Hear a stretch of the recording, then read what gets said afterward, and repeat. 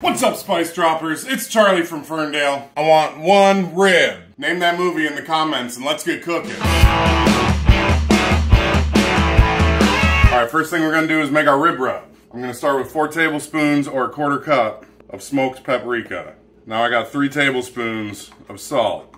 I'm using kosher salt. I got 3 tablespoons black pepper. 1 tablespoon of onion powder.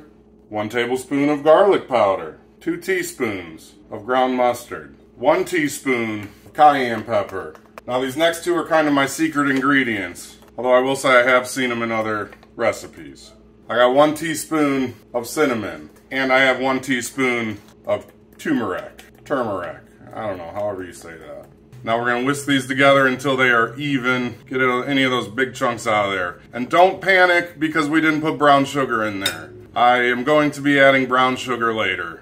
And I know it looks like we made a lot, but I really like to coat these ribs. And personally, I also like dry rub ribs. I'm going to put some barbecue sauce on these ones, but I like to have more rib rub when I'm making these because I don't put sauce on them. Alright, we're going to set that aside and get the ribs ready. First thing I'm going to do with this rack of ribs is pat it dry. I've had these sitting out for about an hour. You don't want them to be right out of the fridge cold. You want them to be closer to room temperature. And I purposely haven't started preheating the oven yet either because after we put the rub on, I'm going to let them sit a little bit longer while that preheats.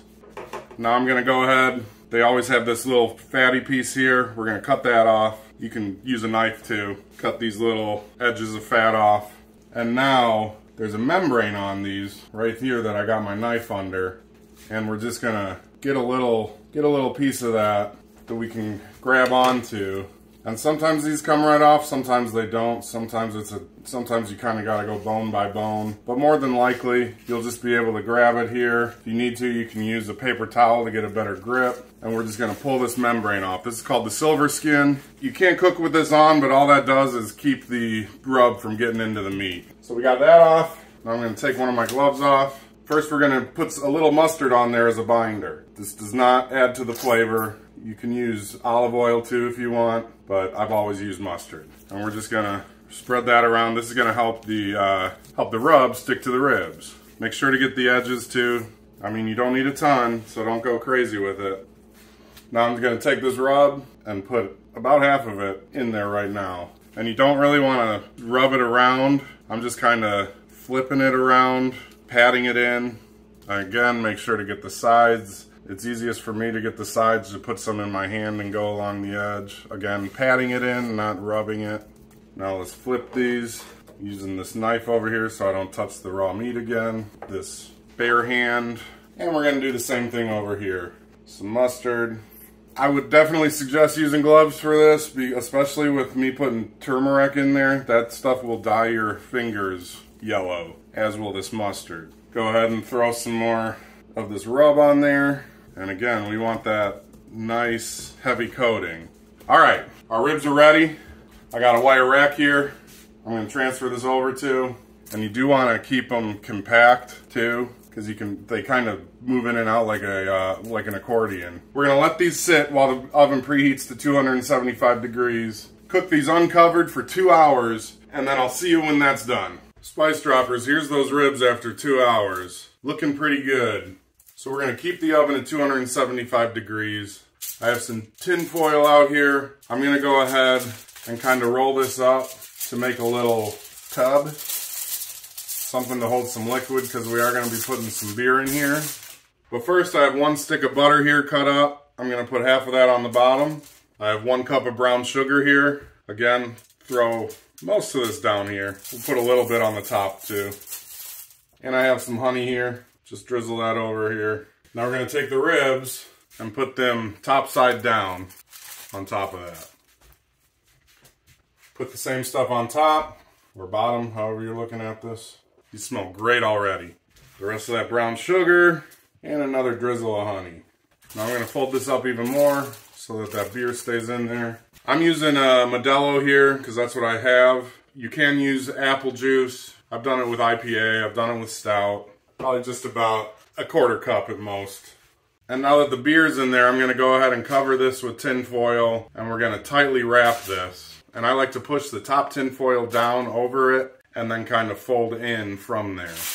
So I'm kind of going under the ribs and like folding it back onto itself. And we're going to be cooking this with that bottom side down anyway, so you don't have to worry about flipping it and having that beer fall out. But you do want to make sure it's tightly wrapped. So now I'm just going to go back to that baking pan with the wire rack on it. Again, right now inside here we have the bottom side of the ribs up because that's going to allow that beer that's going to steam up into the meatier part of the ribs so that it'll keep it moist. Again, put it in at 275 for another 2 hours and we're almost done after that.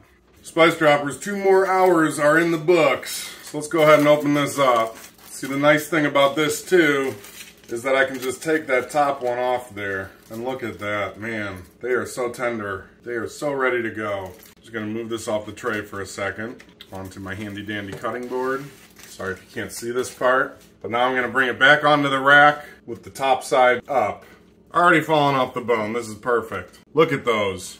If you like to sauce the bottom, do that before you flip them over here, obviously. I don't really ever find that necessary. So I'm just gonna go ahead and throw some sauce on top here. Good amount. I would suggest not to use cold right out of the fridge sauce.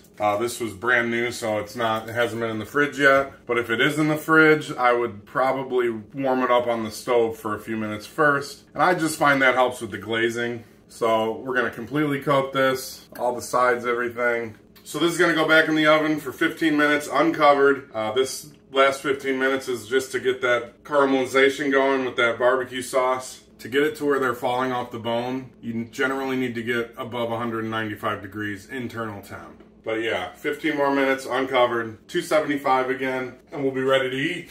Spice Droppers, would you just take a look at what we have created here? Generally, I do flip these over to cut into them, but I can see the bones here, and and it's just cutting right through it like butter. Here we go, literally bone coming out. Yeah, that's falling right off the bone there. So these are perfect. Let's try these. I can already smell them. I know they're good. I'm trying one right now.